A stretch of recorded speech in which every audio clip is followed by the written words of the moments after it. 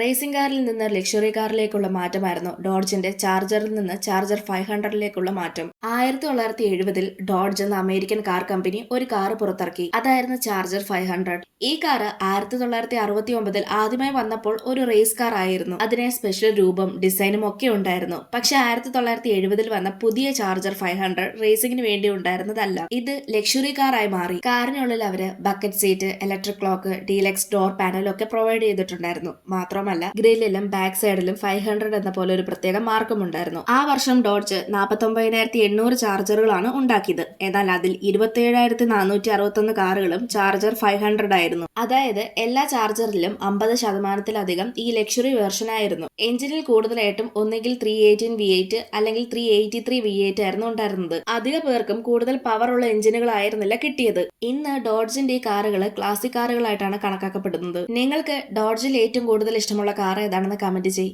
ഇതുപോലെയുള്ള കൂടുതൽ വീഡിയോസ് കാണാനായി ചാനൽ സബ്സ്ക്രൈബ് ചെയ്യാനും ഇൻസ്റ്റഗ്രാമിൽ ഫോളോ ചെയ്യാനും മറക്കല്ല്.